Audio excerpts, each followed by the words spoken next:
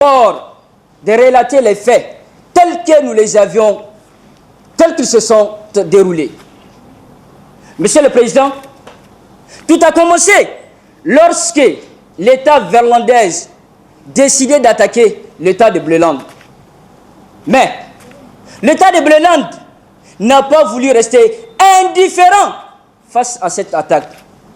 Il entreprit alors une riposte à l'issue de laquelle il arriva à occuper une certaine partie du territoire bleulandais. Beaucoup d'incidents se sont alors produits. Monsieur le Président, messieurs les membres du jury, la première question est celle de savoir la nature juridique de ce conflit.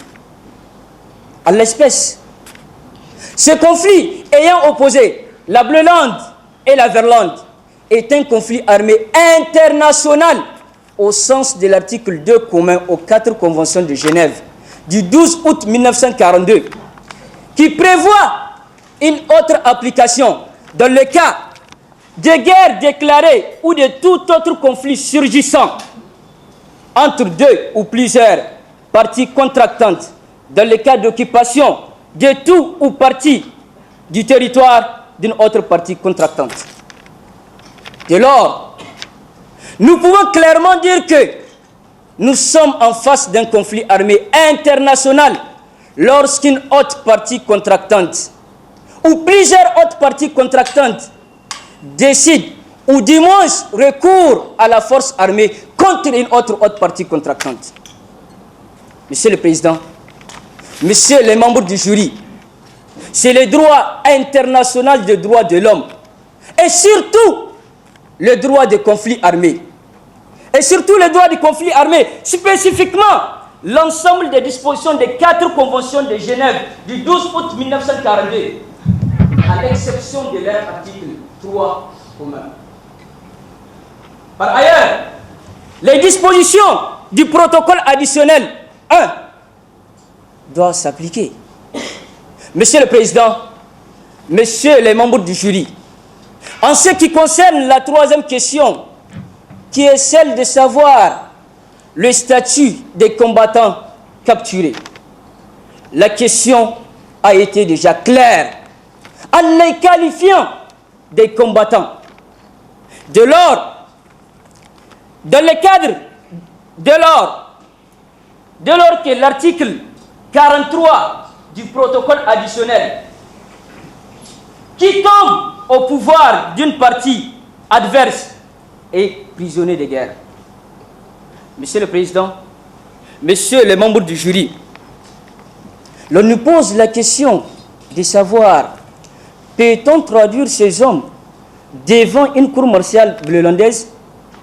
En effet, Monsieur le Président, absolument, Monsieur le Président, l'État de Bleuland a bel et bien le droit de traduire ces hommes à l'esprit de l'article 84 relatif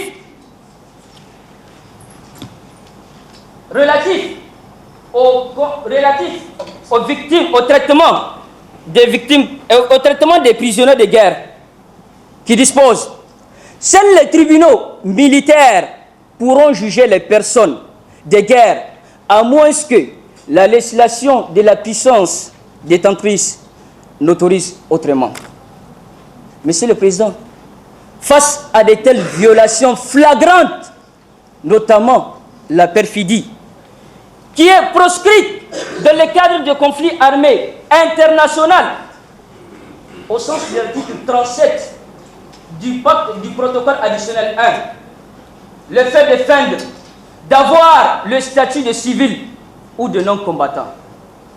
C'est sur ces mots que j'invite mon cher confrère, Maître Jean Jouna, qui va intervenir sur la légalité d'ordre donné par l'État bleulandais. Qu'en est-il, cher maître? Merci, excellent confrère.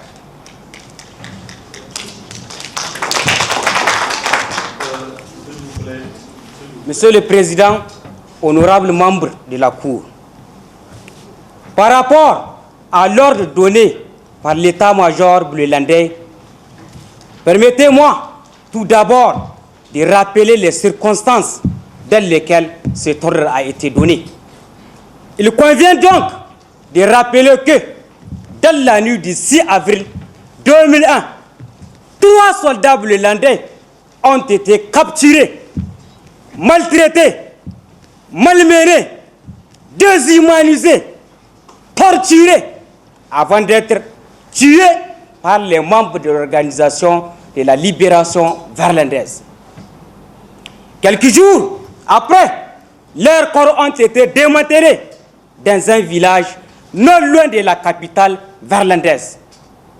Monsieur le Président, honorables membres de la Cour, ces actes, sans nul doute, constituent une violation flagrante de la pertinente Convention de Genève du 12 août 1949 relative au traitement des prisonniers de guerre, qui voudrait à ce que les personnes capturées au cours d'un conflit armé soient traitées en qualité de prisonniers de guerre et avec tous les avantages accordés à ces personnes, tous ces avantages qui sont inhérents à leur qualité de statut de prisonniers de guerre.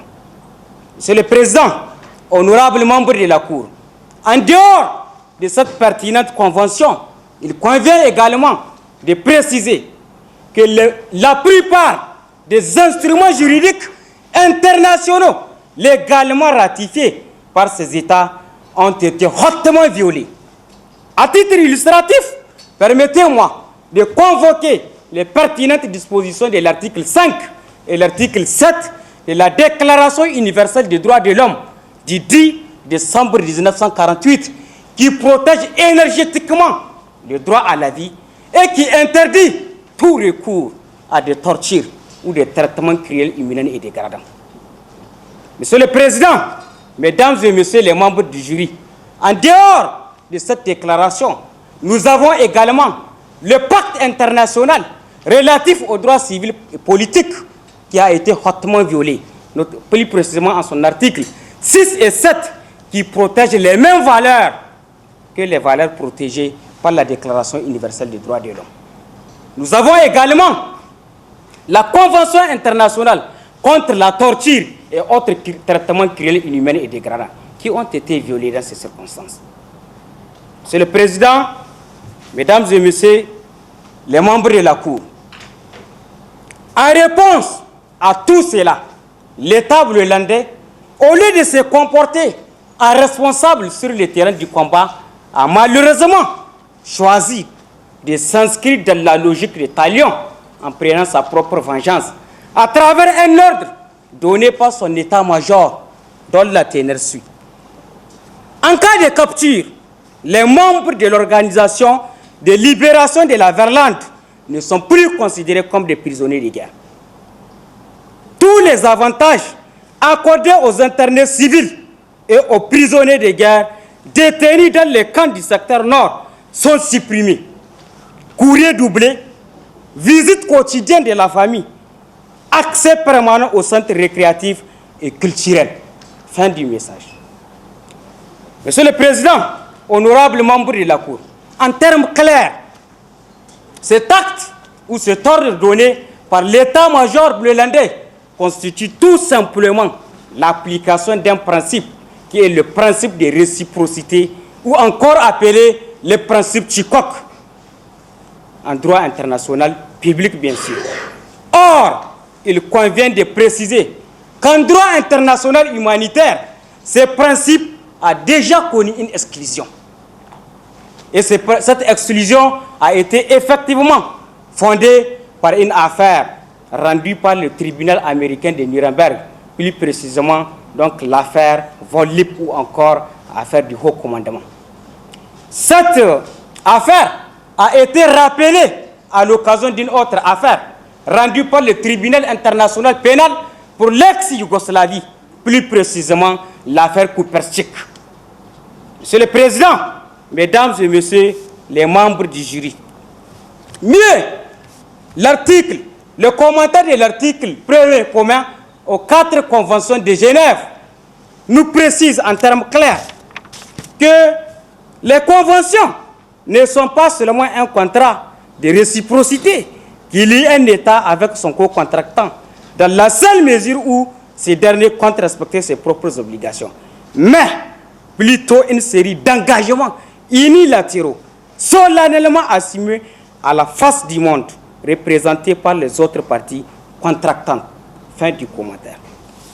Monsieur le Président, Mesdames et Messieurs les membres du jury, au regard de tout ce qui précède, nous osons estimer que le respect, l'obligation du respect des conventions légalement ratifiées par les États n'est plus une question de choix, mais une obligation erga omnes.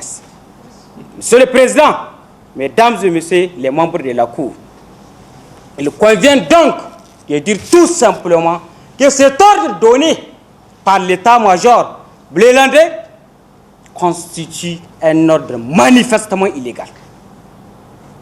Monsieur le Président, honorables membres de la Cour, permettez-moi d'inviter à la barre mon très cher confrère, le grand spécialiste en droit humanitaire, le grand commentaire des événements, à la personne de Maître Boulama, pour qu'il puisse venir ici nous abréver de son immense savoir en matière de droit des conflits.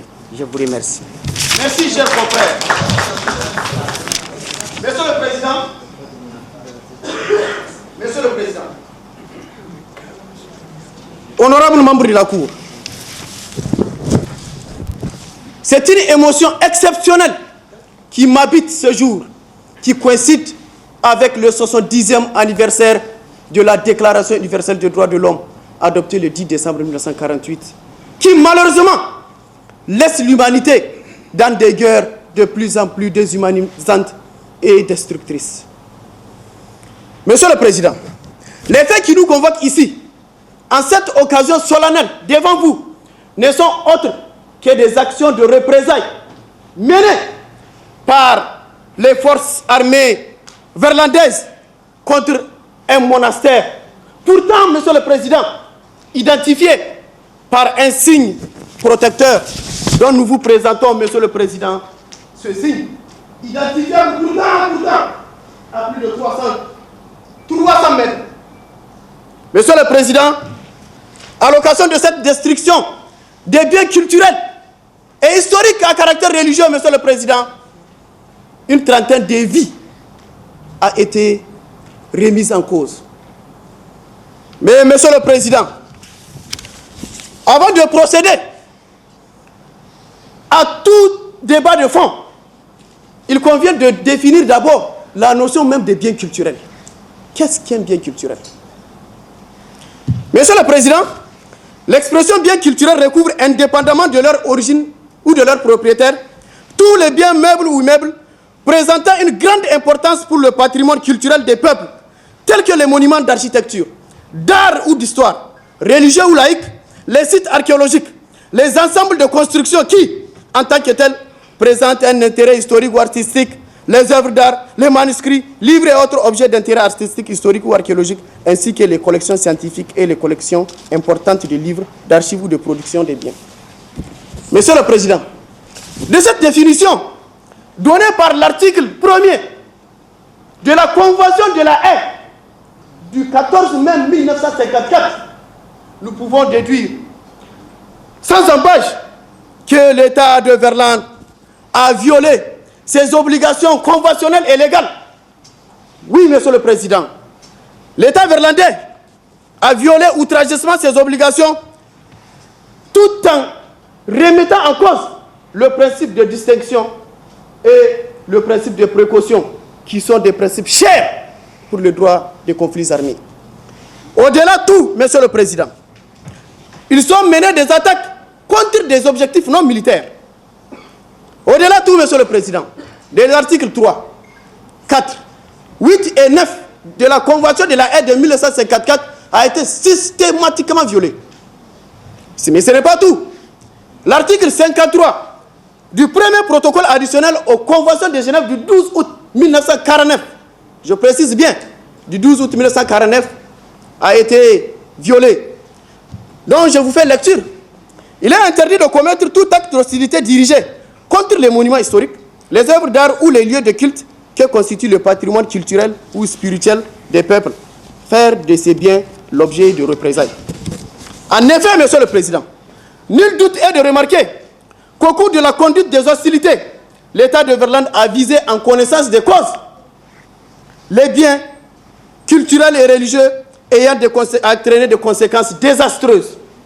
Parmi les conséquences, Monsieur le Président, nous avons noté la calcination de plus de 300 000 manuscrits. Et au-delà de tout, Monsieur le Président, la destruction de ce bien dans lequel s'y réfugient des personnes civiles a entraîné la mort d'une certaine catégorie de personnes qui jouissent d'une protection spéciale en droit de conflits armés. Monsieur le Président, parmi ces personnes, existent des femmes enceintes, existent des filles de moins de 3 ans, existent même des journalistes, Monsieur le Président, qui sont là dans cette salle, en cette audience publique, à filmer en direct cette audience, mais dont leurs vies ont été systématiquement remises en cause. Qu'est-ce qu'ils diront de leurs confrères et de leurs condisciples qui ont été assassinés dans le cadre de ce conflit? Triste de cette situation. Monsieur le Président, nous n'avons pas manqué de vous apporter des pièces à conviction. Monsieur le Président, vous avez ici la photo du monastère sciemment ciblé qui a détruit, Monsieur le Président, des gens qui ont mis en cause les valeurs du peuple verlandais. Ici, vous remarquez, Monsieur le Président, des carabes.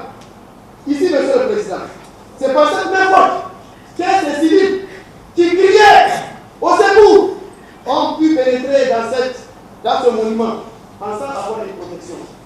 Malheureusement, ils ont été victimes d'un bombardement par un Syriatin. Je vous prie, Monsieur le Président, Monsieur le Président, Monsieur le membre du jury, ce qui est écœurant, ces actes qui violent l'ensemble des dispositions des conventions de Genève, qui violent le droit international des droits de l'homme, Monsieur le Président, ne sont autres qu'un crime de guerre. Oui, Monsieur le Président, ces actes constituent bel et bien des crimes de guerre parce que tout simplement, nous avons eu le plaisir, en cette occasion, de convoquer l'article 8 du statut de Rome de 2002 qui réprime énergiquement des actes de telle situation, non justifiés, Monsieur le Président, par la nécessité militaire et exécutés sur une grande échelle de façon arbitraire et illicite.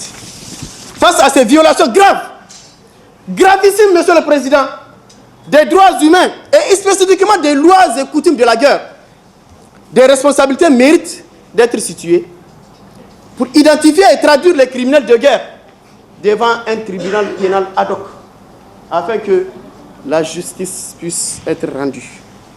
Nous citons à cet effet, Monsieur le Président, la jurisprudence de la Cour pénale internationale en date du 27 septembre 2016. Monsieur le Président, nous avons une copie de cette jurisprudence qui étaye de façon pertinente les différentes illustrations et les conclusions du juge à cet effet.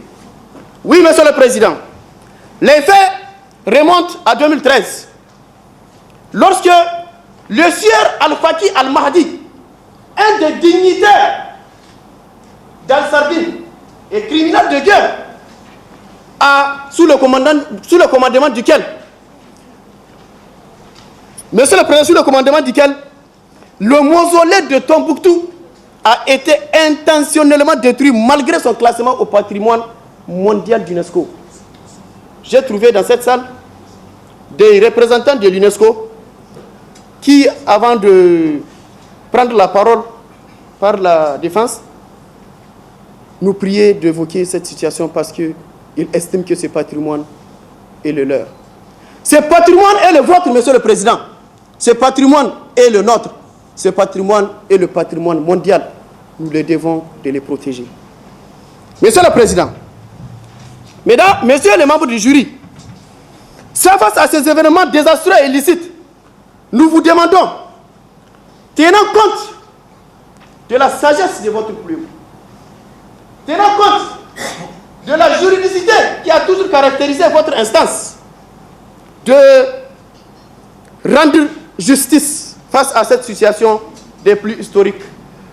Monsieur le Président, et surtout, face à ces moyens de preuves juridiques et matérielles fournis, nous vous demandons, Monsieur le Président, de bien vouloir considérer notre défense face à ces questions pertinentes posées par votre instance, de condamner, Monsieur le Président, ces actes qui dépossèdent le peuple verlandais de ses valeurs, ces actes qui dépossèdent le peuple verlandais de ses rites, ces actes qui dépossèdent le peuple verlandais de ses histoires.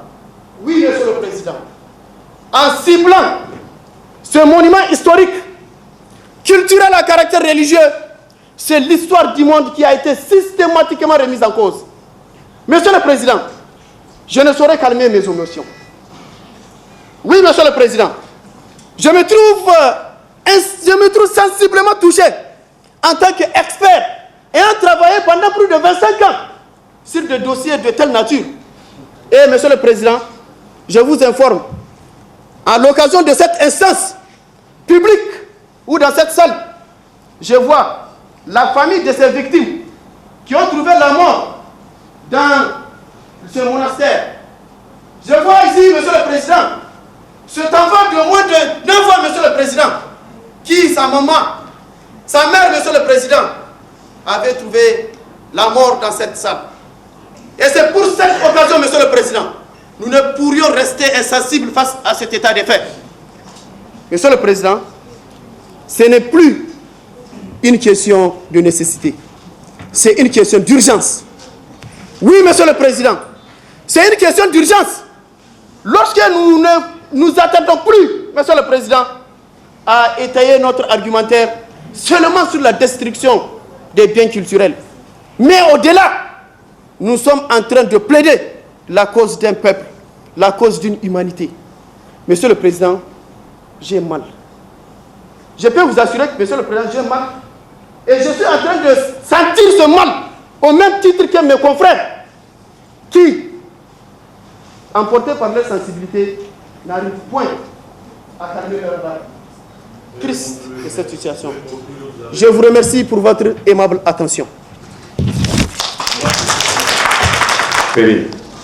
Par la loi, je note que la partie des Manderes et la partie de Fanderes ont produit et ont versé dans le dossier des moyens de preuve. La Cour note donc qu'elle prend acte de ces pièces versées et ose espérer qu'il y a eu une communication réciproque de ces pièces entre les parties.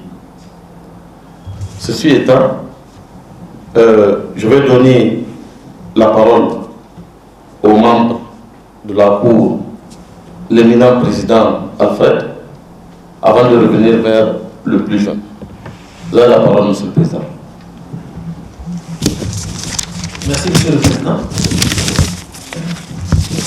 Les plaidoiries que nous avons suivies tantôt ont suscité de notre part certaines questions. Donc, à la loi de l'équipe Gaskia, nous avons 2 questions. Et à l'endroit de l'équipe Urgence Henri Dunant, nous avons également 2 questions. L'équipe Gaskia, la première question. Vous avez cité des conditions nécessaires pour être considéré comme prisonnier de guerre. Mais nous voulons savoir quel est réellement le statut de ces civils qui ont été capturés. Quel est le statut, je reprends, de ces civils capturés?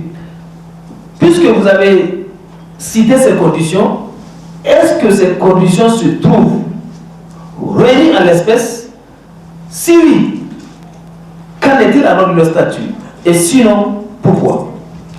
La deuxième question, vous avez parlé de la légalité, au niveau de la légalité de l'ordre qui a été donné. Mais je suis tenté de savoir, est-ce qu'il peut y avoir des cas dans lesquels les droits humains peuvent être mis entre parenthèses.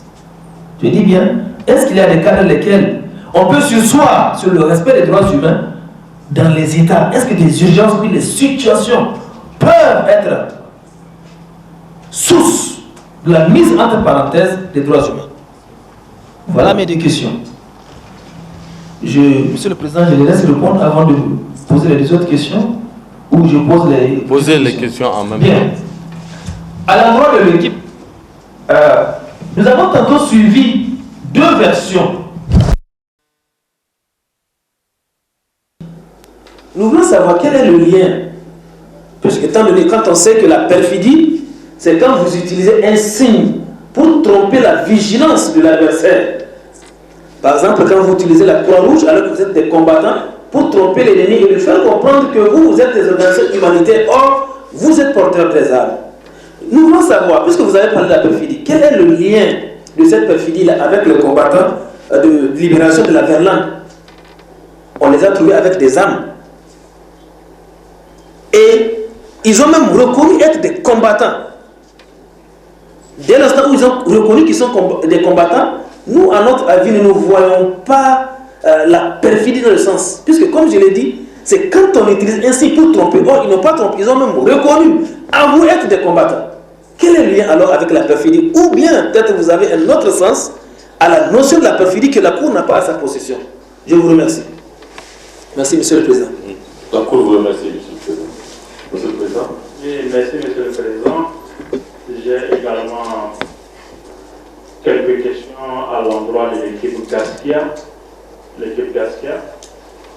Alors, en ce qui concerne le statut des personnes qui ont été capturées, j'ai cru relever dans votre plaidoirie qu'il s'agit de personnes civiles arrêtées. C'est la qualification. La question que je vais poser, est-ce que des personnes civiles peuvent être déférées devant une cour martiale? D'autant plus que, à la question qui suivait, vous avez répondu par l'affirmative selon laquelle ces personnes peuvent être traduites devant la cour martiale. Est-ce que ces personnes civiles peuvent être déférées devant la cour martiale? La deuxième question, qu'est-ce qu'on entend par une cour martiale? C'est quoi une cour martiale? Troisième question, vous avez évoqué la légalité de l'ordre qui a été donné. Je pense que c'est le second intervenant. Vous avez dit que l'ordre qui a été donné est légal. Et vous avez évoqué les dispositions de la Constitution. Ok, j'aimerais savoir, est-ce que les dispositions de la Constitution que vous avez évoquées prévalent sur les dispositions des conventions de Genève? Ce sont mes 2 questions. À l'égard de l'équipe Henri Dunant, alors vous estimez que l'ordre est un ordre manifestement illégal. Qu'est-ce que vous attendez par un ordre manifestement illégal? Et deuxième question, est-ce que vous ne trouvez pas légitime,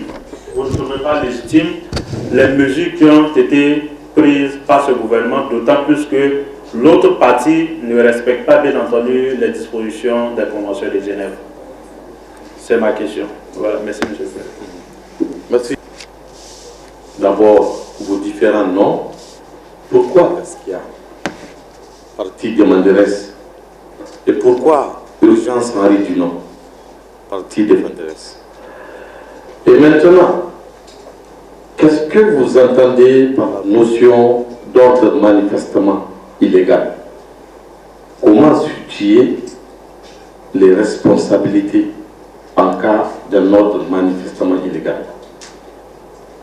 Peut-on se prévaloir de la hiérarchie pour agir?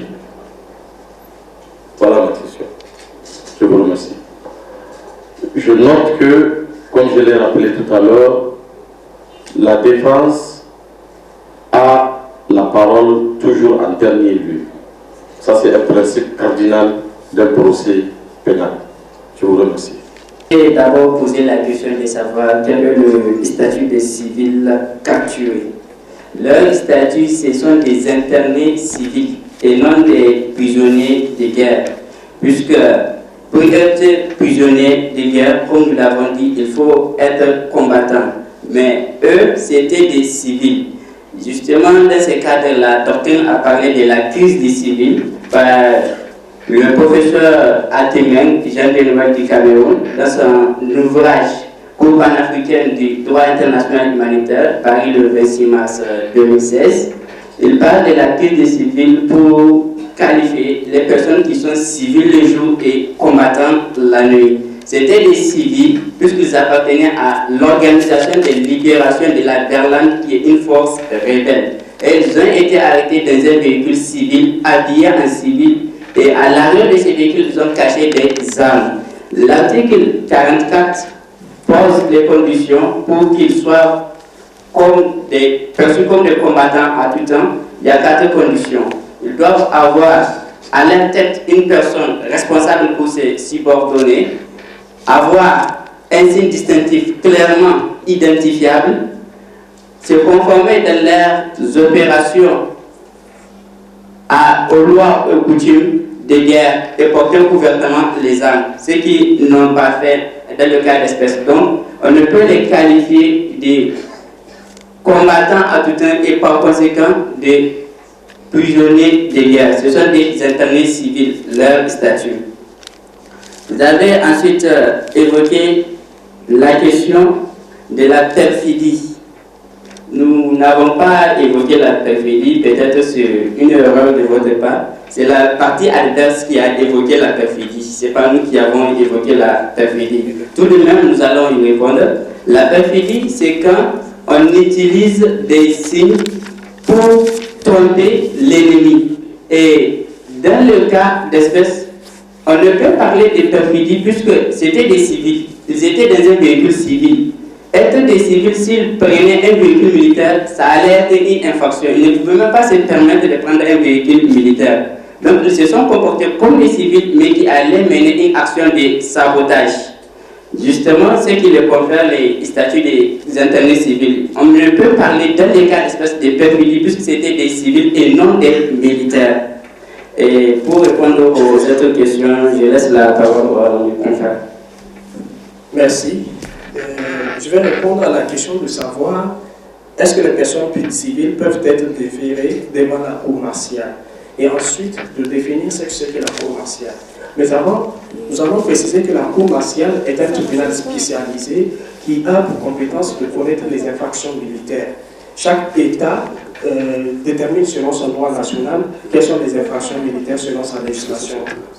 Et ce tribunal-là ne peut pas connaître des personnes civiles dans la mesure où sa compétence se limite simplement aux infractions militaires. Donc il a pour compétence pour juger les militaires. Donc sur la question de savoir pourquoi est à partir des Manderes, pourquoi est à partir des Fanderes. En effet, Monsieur le Président, même nous avions été surpris lorsque nous avons constaté que la partie des Fanderes s'est plutôt contentée de faire notre demande. Puisque, en fait, vous avez précisé dans l'exercice, il y a une requête et une défense. En principe, nous devons demander l'incrimination et eux, soit demander l'exonération ou bien demander à ce qu'il y ait un allègement. Alors qu'ils n'ont ni lié, c'est-à-dire la responsabilité de l'État de Berlin, parce que nous représentons la requête, nous sommes le ministère, nous les avons attaqués en vue à ce qu'on nous accorde des réparations pour les partis et à ce qu'on engage la responsabilité de cet État de Berlin. Donc, par rapport à notre manifestement illégal, je vais permettre à notre consoeur, Maître Gambiaye, d'essayer de déterminer ce que c'est. Et là, 71 prévoit sur les conventions, sur les dispositions de la Convention de Genève. Nous disons non parce que les traités peignent sur la Constitution. En ce qui concerne de savoir si l'ordre est... Qu'est-ce qu'un ordre manifestement illégal? C'est un ordre qui, à première vue, est illégal. L'ordre manifestement illégal était un ordre contraire aux normes en vigueur. L'ordre manifestement illégal, vous avez aussi demandé la question de situer les responsabilités. Là, il y a deux responsabilités. Celui qui exécute l'ordre, puisqu'il n'est pas tenu de l'exécuter, vu que c'est un ordre manifestement illégal, lorsqu'il l'exécute, il commet une infraction et engage sa responsabilité. Celui qui donne également l'ordre est responsable puisqu'il a donné un ordre manifestement illégal. Les deux sont responsables.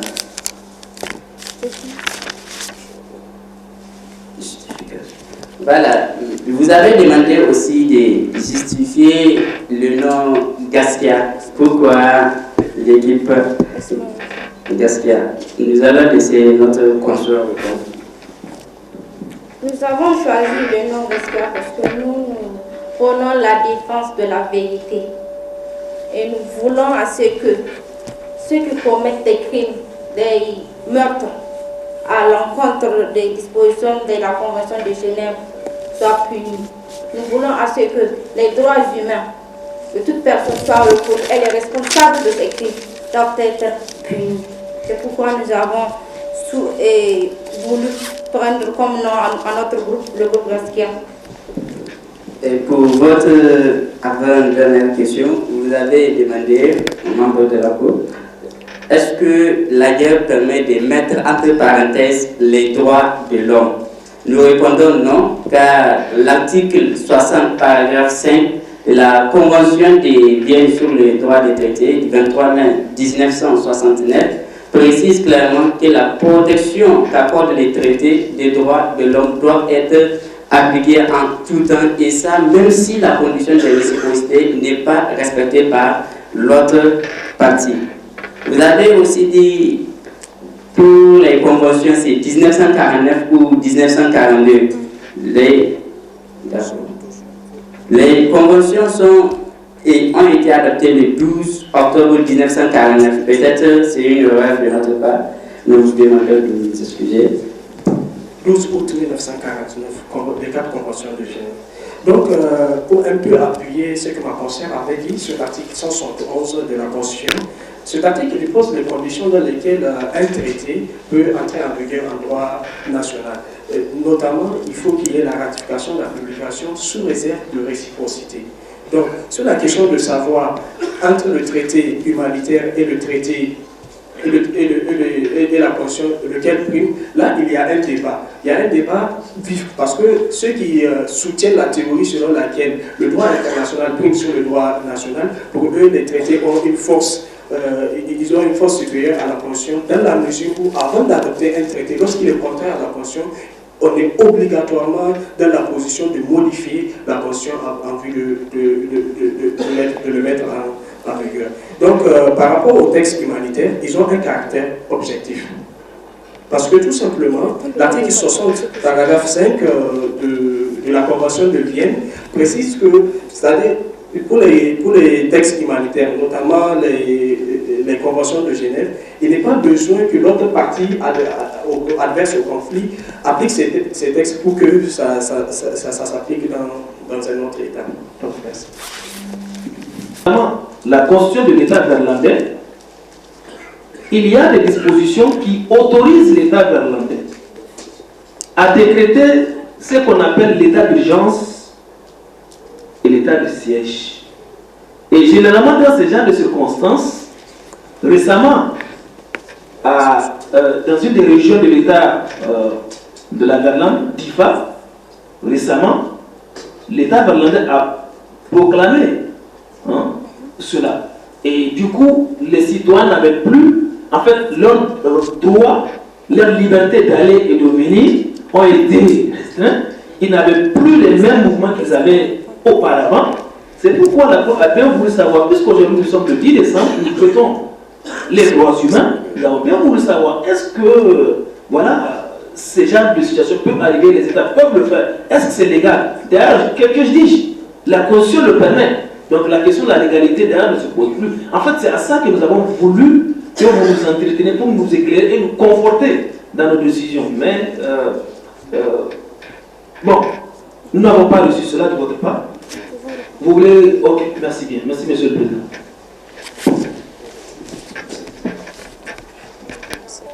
L'emporte. Si l'ordre public, et s'il y a insécurité dans une zone, les droits humains peuvent être limités. Comme le droit d'aller et venir, comme c'était le cas à Difa, à 19h, aucune moto ou véhicule ou engin à 3 roues n'a le droit de circuler à Difa, ce qui constitue une violation du droit d'aller et venir. Dans ces circonstances, les droits de l'homme peuvent être limités pour une question d'ordre public. Pour ajouter à ce qu'elle a dit, l'état de siège et l'état d'urgence sont deux régimes prévus par la Constitution, donc ils sont légaux. La limitation ici qui est faite dans des cas d'espèce, c'est un ordre donné par l'état-major, un ordre verbal, n'ayant pas de fondement juridique. Donc l'ordre là il est illégal. Mais l'état de siège et l'état d'urgence ne peuvent être assimilés à cette situation. Puisque, comme nous l'avons dit, la Convention de Vienne en son article 60 précise clairement que les traités qui accordent une protection des droits de l'homme ne peuvent connaître aucune exception. Aucune. Là, c'est la Convention de Vienne qui le dit par nous. L'état d'urgence et l'état de siège sont deux régimes à part prévus par la Constitution, donc légaux. Quand un régime réducteur des droits de l'homme est prévu par un texte, il est légal. Et quand il n'est pas prévu, verbalement, un officier militaire, peu importe ça, ne peut se permettre de donner un ordre qui réduit les droits humains. Nous vous remercions. Pour ajouter aussi, sur la question de savoir est-ce que la restriction des libertés dans un état d'urgence porte atteinte aux droits de l'homme. En effet, mes deux confrères, ils ont bien répondu en précisant qu'en fait, l'état d'urgence, il est prévu par la constitution nigérienne et c'est cette même constitution qui précise dans certains cas, effectivement, la liberté d'aller et venir peut être restreinte du fait du caractère insécuritaire qui se passe là. Donc, ce qui veut dire que cela constitue une limite aux droits de l'homme dans la mesure où c'est justifié par la préservation de l'ordre public. Jury, par rapport à votre question de savoir, de faire la différence entre les 4 conventions de Genève de 1942 et 1949, donc il se trouve que c'est juste un lapsus dont j'ai fait. Donc c'est la même convention et c'est la même date également. Et du coup j'ai été surpris également par la partie demanderesse. Quelle date et quelle convention? Donnez-nous la précision. La convention aux 4 conventions de Genève du 12 août 1949. Donc il se trouve lorsqu'un avocat plaide, lorsque le dossier est vraiment si complexe, il peut être envoyé par des émotions. Donc c'est juste un lapsus, Monsieur le Président. Je vous remercie. Merci, Monsieur le Président. Sur une des questions à vous poser, vous avez demandé de savoir pourquoi nous avions évoqué le cas de la perfidie tel que défendu par l'un de nos confrères, c'est ça? En effet, Monsieur le Président, par rapport à la question de la perfidie, il y a un débat doctrinaire.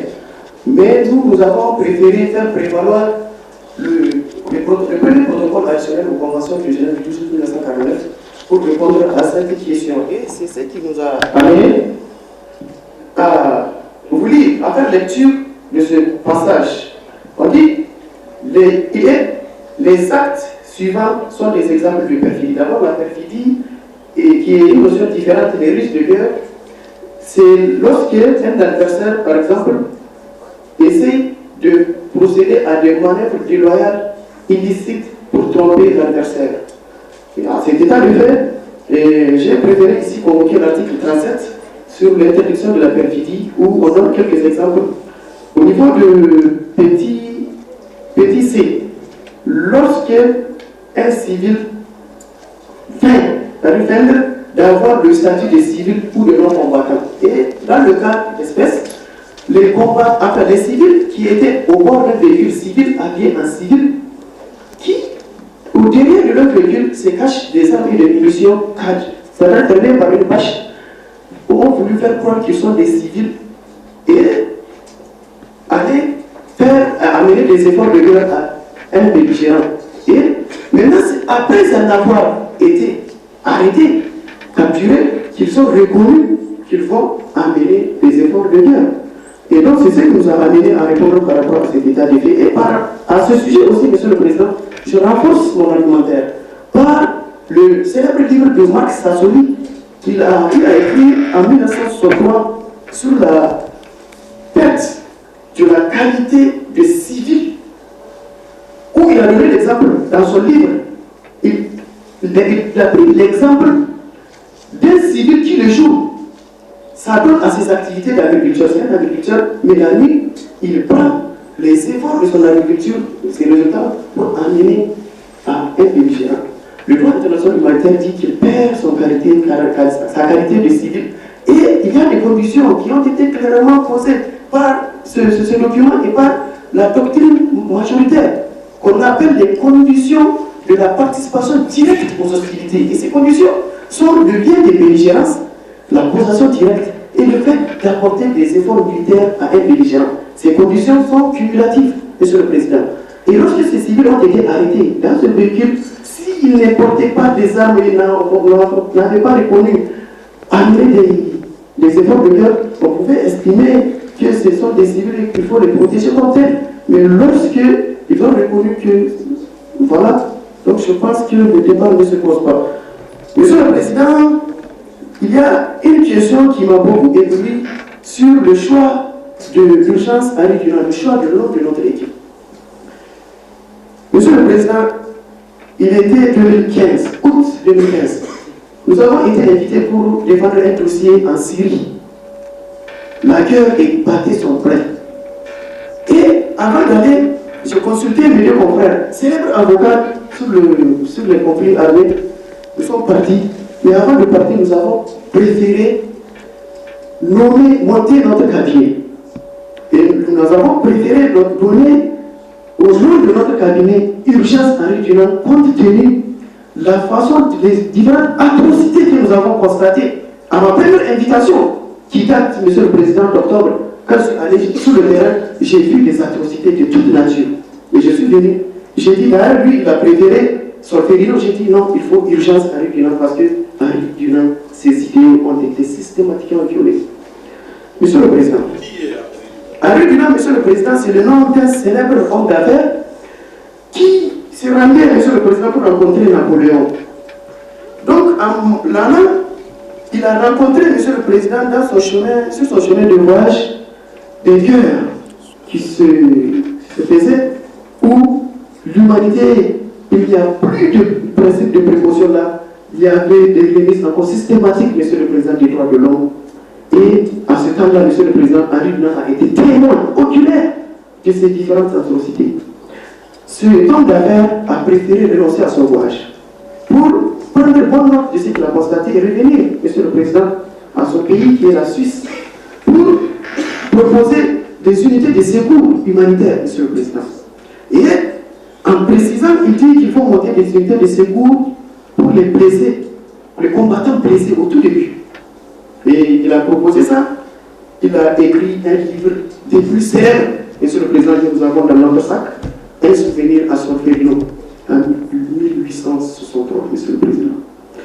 Ceci étant le nom de Henri Dunant. C'est quelle question?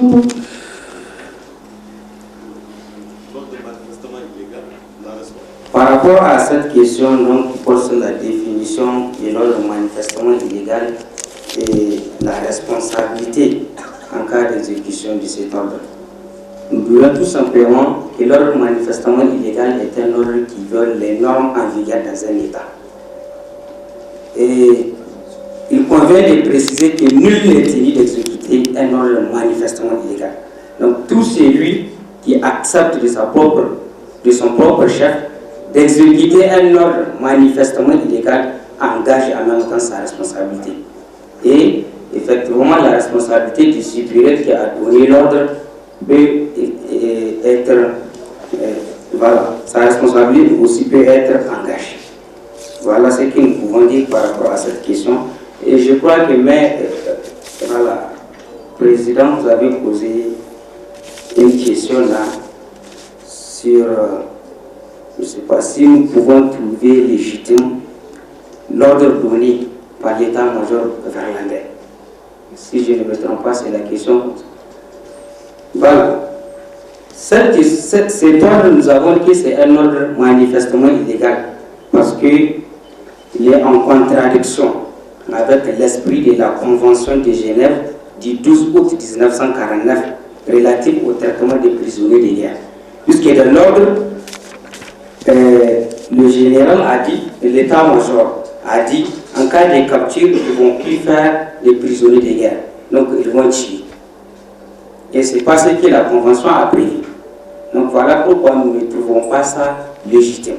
Même si par ailleurs c'est à titre de vengeance qu'ils ont pris cet ordre-là, comme l'État verlandais de l'Organisation de libération verlandaise a perpétré des actes qui ont conduit donc à la mort de 3 élèves militaires. Mais cela ne peut pas encore donner raison à l'état-major burundais de prendre de son propre chef une vengeance.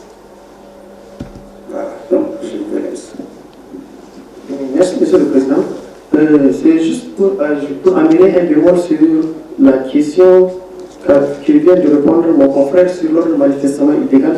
C'est en bref un ordre qui ne trouve aucune justification juridique et en connaissance des causes, cet ordre à première vue est illégal et contraire aux normes en vigueur, c'est-à-dire aux droits dispositifs même du pays sur le territoire duquel cet ordre a été exécuté. Et l'exécutant, sachant bien que cet ordre est illégal, c'est même quand même à exécuter.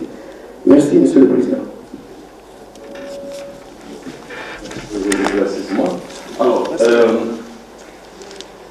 Gaskia et urgence en Libyen, la Cour va être indulgente et vous accorder 10 minutes.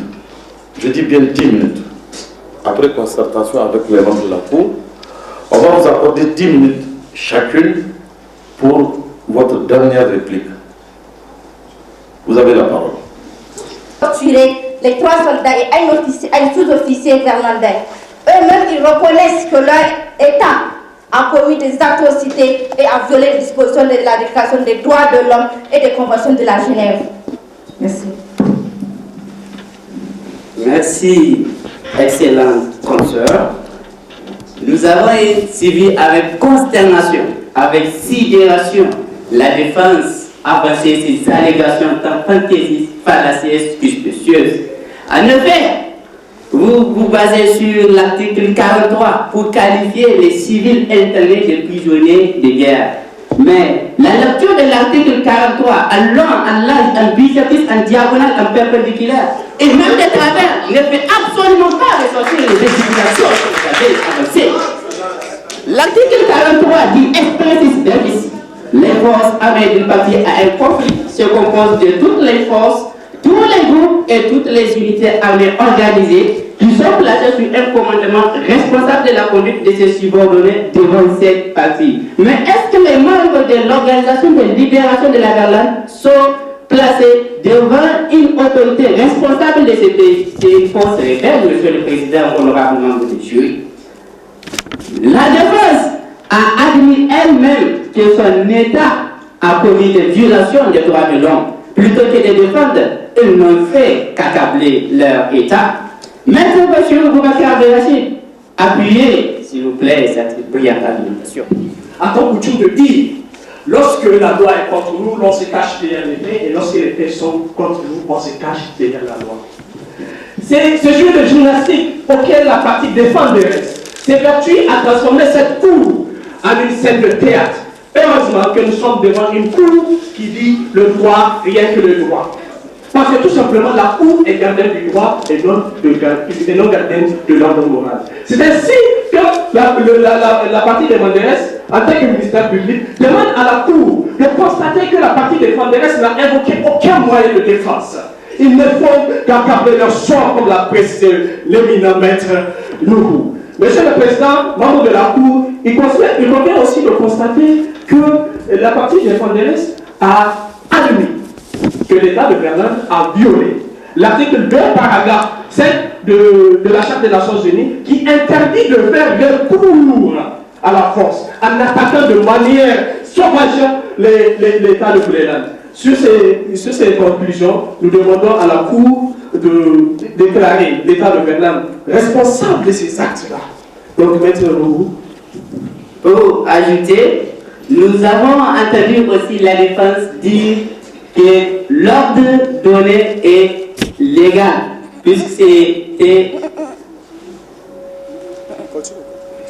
Ils ont évoqué aussi les statuts de Rome pour argumenter, pour donner plus de force à l'argumentation. Mais les faits se sont déroulés en 2001 et le statut de Rome n'est entré en vigueur que le 1er juillet 2002.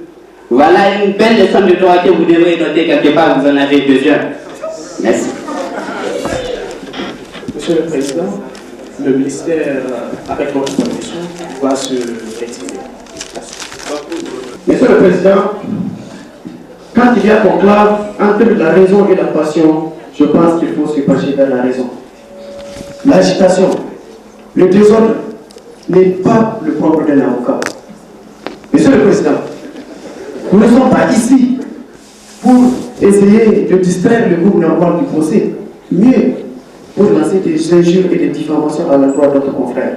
Mieux, nous sommes ici pour vous convaincre avec des arguments précis pour pouvoir arracher votre conviction face à la complexité de ce dossier. Par rapport à cet état de fait, Monsieur le Président, en écoutant la penseur qui a commencé à plaider, j'ai bien noté, et Monsieur le Président, on n'a pas besoin d'expertise, d'écriture pour savoir que ça, c'est au début que je l'ai noté ici. Lorsqu'elle a commencé à plaider, elle fait mention de Convention de Genève de 1929, comme pour évoquer les conventions de Genève de 12 août 1949. Et ma désolation et ma consternation est grande. Quand, devant une telle instance, Monsieur le Président, on constate que quelqu'un qui se prévoit être un avocat se permet de faire des parjures. C'est même un sacrilège juridique, Monsieur le Président, intolérable à prendre dûment en compte. Mieux, Monsieur le Président, la partie a procédé à citer des articles en disant l'article tel de Convention de Genève, article tel de Convention de Vienne, article sans citer les années de l'adoption ou de l'entrée en vigueur de ces différentes dispositions. J'ai bien noté ici, Monsieur le Président. Est-ce que je me demande si des avocats de telle nature ont pu traverser une faculté de droit sur telle près de la première année? Je suis surpris. Et c'est pourquoi je vous fais la recommandation à prendre en note de bien clarifier les années de l'adoption ou de l'entrée en vigueur des dispositions dont vous citez, pour que ça soit clair, Monsieur le Président. Merci, Monsieur le Président. Au-delà de tout, Monsieur le Président, j'ai écouté deux confrères qui se sont donnés au même exercice peut-être, en nous indexant, dire que la défense a fait accabler sa charge en condamnant ceci, en condamnant cela. Vous savez, Monsieur le Président, quand on est pris par la méconnaissance du droit de la défense ou du droit même du procédure d'un procès, il est difficile de connaître le rôle joué. Et c'est pourquoi il a été clair, la Cour a été claire de préciser que les deux parties sont dans une qualité de défense et de demande. Mais vous êtes trompé de terme, monsieur, cher confrère. Il s'agit de répondre aux différentes questions telles qu'elles données dans les cas pour voir quel argument est soutenable. Et à l'issue des questions qui seront posées par la Cour, savoir quelle est la conviction qui prévaut. Alors, Monsieur le Président, face à cet état de fait, je leur accorde l'excuse de leur ignorance. Monsieur le Président, Monsieur le Président, et c'est au cours de leur plaidoirie, vous avez écouté tout de suite, lors de la réplique, lorsque le confrère au milieu, dont je ne vais pas citer le nom, a commencé à créer d'autres charges ou à nous prêter des termes que nous n'avons pas dit. Tout de suite, la personne a dit, vous l'avez remarqué, Monsieur le Président, et j'ai vu le membre de la Cour était ébahi de voir ce comportement dont les psychologues appellent l'agitation interne par nature. Mais Monsieur le Président, c'est ici traduit de façon claire. Là, vraiment, je me garde d'injurier parce que ce n'est pas le propre de notre cabinet. Ça fait partie de l'éthique et de la déontologie des avocats. Mais je finis par dire et par leur rappeler que notre rôle n'a pas consisté et ne consiste pas, chers confrères, à venir remettre en cause vos arguments au cours de ce procès pour dire que non, vous avez raison, vous n'avez pas raison, mais plutôt, Monsieur le Président, dans un argument clair, concis et étayé, et sur les moyens de preuve juridiques et matériels dont nous avons fourni, Monsieur le Président, d'arracher votre conviction face aux différentes questions qui ont été dûment et clairement posées. Dans ce cas, au même titre donné par aux deux équipes, Monsieur le Président, c'était ça, chers confrères, le rôle dévolu à nous dévolu à cette matinée de ce procès. Je vous remercie pour votre énorme attention. Par rapport donc à la réplique de notre cher consoeur, qui dit que nous-mêmes nous reconnaissons la violation des droits de l'homme par l'État verlandais. Mais bon, il faut retenir tout simplement que nous sommes des légalistes. Et nous avons été mandatés par une organisation pour venir situer les cas où, dans cette situation où les droits de l'homme a été violés suite à cette journée de commémoration. Et il nous a été, des questions ont été soumises. Nous avons tenté avec vous de répondre à des questions. Donc il ne s'agit pas de venir contredire ce que vous avez dit en tant que défense, mais tout simplement de venir, conformément à l'esprit du cas pratique qui nous a été soumis, de faire une présentation ici. C'est ce qu'il faut vraiment comprendre par rapport à cet état de fait. Monsieur le Président, je fais possession d'une minute qui nous reste, si j'ai bonne mémoire. En fait, Monsieur le Président, ce que je tiens à préciser, vous avez vu, moi ce qui m'a concerné, j'aurais voulu travailler au même titre que la demande pour arracher votre conviction. Mais en se cloîtrant dans leur position pour tenter de monter du taux de baisse des moyens de preuve fallacieuses, Monsieur le Président, nous ne devons que rester. Les photos qui nous ont été transmises, Monsieur le Président, sont des photos de notre propriétaire, Monsieur le Président, au Moyen-Orient, qui n'a rien à voir, Monsieur le Président, à ce genre de conflit. Et c'est pourquoi les sources des photos doivent être dûment écrites. Les différentes preuves matérielles que nous avons fournies, il y a bel et bien des sources, les dénominations. Et c'est pourquoi, Monsieur le Président, je parlais d'un seul revers de la main les moyens de preuve qu'ils ont fournis pour considérer les nôtres. Leurs arguments s'envolent comme des bulles de neige. Merci. Oui, merci Monsieur le Président. Compte tenu du temps aussi, je pense que tout est dit par mes deux confrères. La partie de m'adresse était vraiment très débrouillée. Elle ne sait même pas quoi répondre sur les questions qui leur a été répondues. Donc, je peux dire ici, c'est juste par myopie juridique. Et merci beaucoup, Monsieur le Président.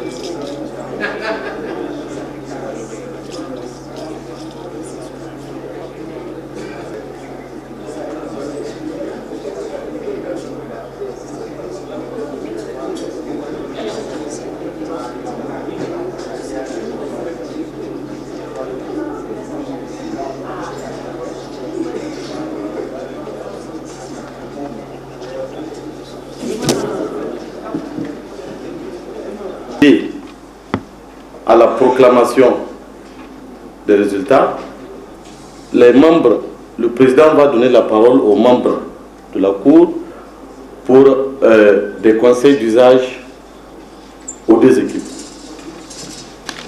Donc nous avons suivi avec attention les différentes plaidoiries et voulons donner les conseils suivants aux différents candidats.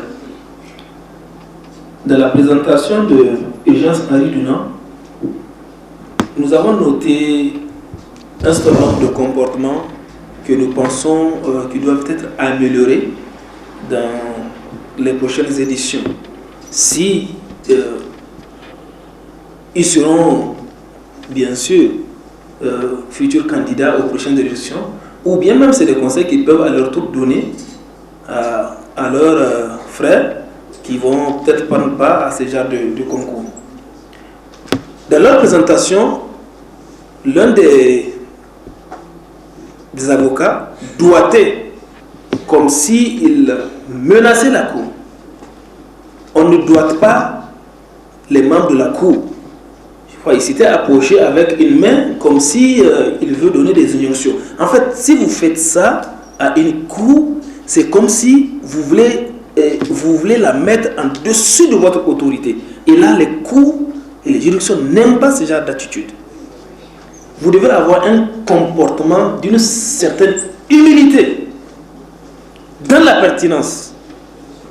Donc, on ne doit pas la cour. Et même d'ailleurs, souvent, même pour regarder les membres de la cour, on ne les fixe pas. Donc, vous pouvez les balayer de regard, tous, mais vous ne les fixez pas pour faire votre plaidoirie. Donc, vous les balayez. Donc, on ne le fait pas. C'est des comportements qu'il faut améliorer. Nous avons aussi noté dans les différentes plaidoiries, au niveau également de la réplique, que les partis s'étaient adonnés à une sorte de jeu de ping-pong. Si c'était un jeu de ping-pong, cette cour n'avait pas sa place. Elle est là justement pour trancher entre deux parties. Donc, quand vous faites vos plaidoiries, vous concentrez, vous focalisez à présenter votre argumentaire à la cour, quitte à elle de décider. Donc, vous n'êtes pas censé vous jeter des mots, des phrases. Vous pouvez le faire, mais tout en vous adressant à la cour. C'est à elle de décider. Ouais. Donc, il ne faut pas avoir ce genre d'attitude quand vous plaidez. Vous ignorez votre adversaire et vous vous adressez à la cour. Pour terminer, nous avons aussi noté quelques coquilles, ou peut-être ça peut être des types d'expressions. Par exemple, j'ai noté la partie défenderesse, il a reconnu. Ça sonne mal à l'oreille. J'ai aussi noté l'État verlandaise, ou bien l'État verlandaise, un truc du genre. L'État verlandaise, ça sonne mal à l'oreille. Et il y a aussi l'un des plaideurs qui a parlé du Niger. En fait, nous sommes ici dans un jeu fictif, dans l'imaginaire. Et c'est pourquoi, lors d'une de nos questions, nous avons parlé de l'État de Verlan, tout en parlant de Difa, bien que nous sommes au Niger. Donc, vous n'avez pas à faire cas du Niger, nous sommes dans un cas fictif, vous êtes censé transformer le jeu.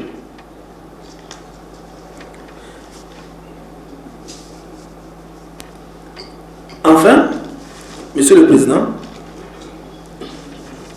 je voudrais tout simplement dire aux deux candidats que la plaidoirie a une sorte d'intonation. C'est-à-dire, j'ai senti que du début jusqu'à la fin, les partis ont eu tendance à mettre la barre haute. Or, dans une plaidoirie, vous êtes censé peut-être commencer doucement, lentement, vous montez, vous descendez, vous cassez. Souvent, c'est le silence total, comme quoi on veut attirer l'attention de la cour vers soi. Et après, on reprend. C'est des astuces de plaidoirie. Donc, je pense qu'avec ces quelques mots, parce que mes autres confrères ont certainement d'autres choses à ajouter, donc je vais m'arrêter ici sur ces quelques mots. Un petit peu développé par l'un des membres de la Cour par rapport à la réplique que nous avons en tout cas suivie ici. Quand on parle de plaidoirie, c'est vrai, il y a deux équipes qui sont face à face. C'est l'adversité, mais vous n'êtes pas des ennemis. L'avocat, c'est celui qui s'exprime avec tic et modération. Et il faut qu'il y ait la confraternité dans les propos que vous balancez. La plaidoirie, ce n'est pas convaincre votre adversaire qui est en face de vous en utilisant des thèmes qui sont extrêmement grossiers ou qui tendent en tout cas à rabaisser la personne. Ce n'est pas cela la plaidoirie. Il faut que vous évitiez cela prochainement. Lorsque vous plaidez, il faut vous adresser à la cour. L'autre partie qui est en face de vous, c'est votre adversaire, c'est votre contradicteur, mais ce n'est pas elle que vous tentez de convaincre. Ce sont les membres du jury, c'est la cour que vous tentez de convaincre, et donc il faut à chaque fois vous adresser à la cour. C'est la première des observations. Deuxième observation, quand on plaide, on ne donne pas d'eau à la cour, on a l'habitude de le rappeler. Troisième des choses, c'est extrêmement important dans le cadre d'une plaidoirie, et ce n'est pas pour rien qu'on vous dit que la plaidoirie c'est dans tel temps. Vous avez 25 minutes de plaidoirie. Il faut tout faire pour respecter au moins le minimum. Ce travail abattu. Il y a 2 ans, cette idée avait germé. Pourquoi? D'abord parce que notre pays,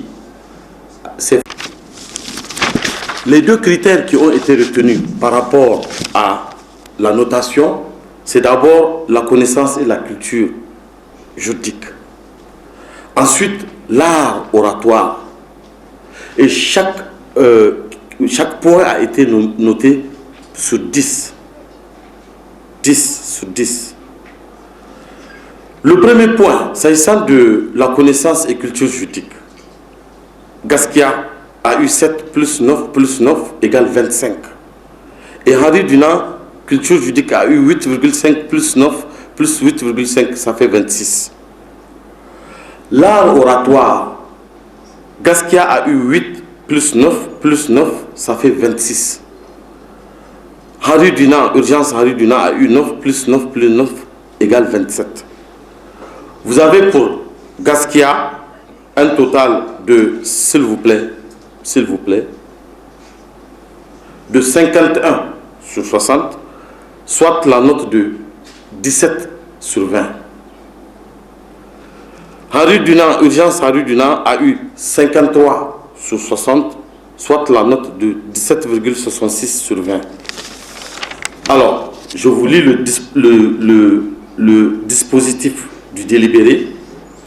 La Cour, après en avoir délibéré conformément à la loi, statuant publiquement contradictoirement en matière des droits de l'homme et du droit international humanitaire et en dernier ressort, déclare les plaidoiries de Gaskia et de urgence Henri Dunant recevables à la forme. Déclare également les pièces versées au dossier recevables à la forme. Dit que Gaskia a obtenu la note de 17 sur 20. Dit que Henri Dunant a obtenu la note de 17,66 sur 20. Dit qu'en tout état de cause, c'est la jeunesse du Niger qui sort gagnante. Par ces motifs, déclare urgence Henri Dunant vainqueur du trophée du concours de plaidoirie en droit, s'il vous plaît. Déclare urgence Henri Dunant vainqueur du trophée du concours de plaidoirie en droit international humanitaire et en droit de l'homme, édition de 2018. Avis est donc donné au président de la Commission nationale des droits humains CNDH à procéder à la remise du trophée à l'équipe gagnante. Je vous remercie.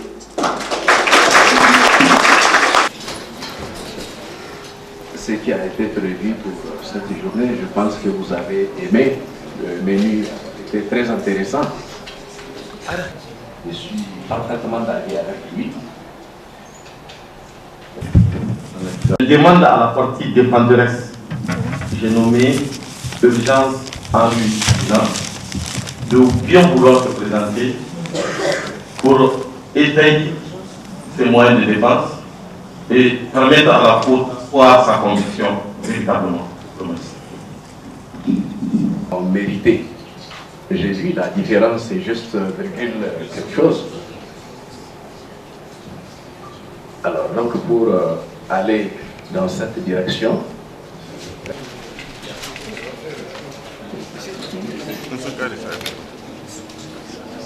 Oui, le capitaine, par là. Monsieur Léger, par là, pour la remise.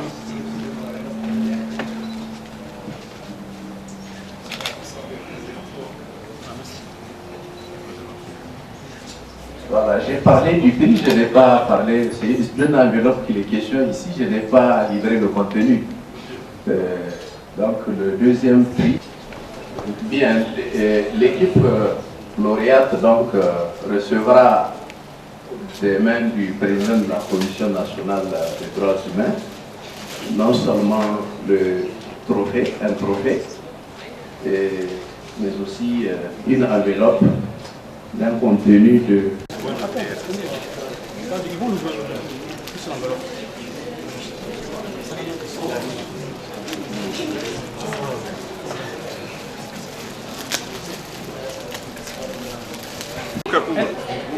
Le capitaine,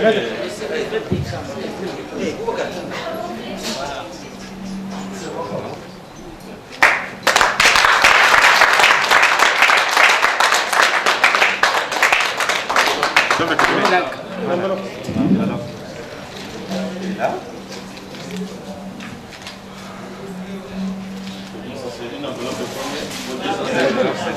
250 000. C'est ça. Le premier.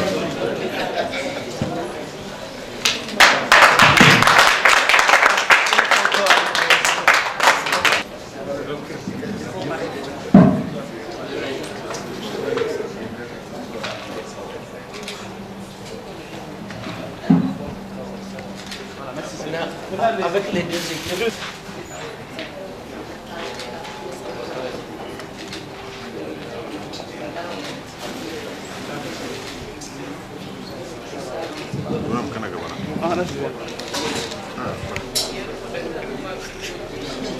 C'est bon?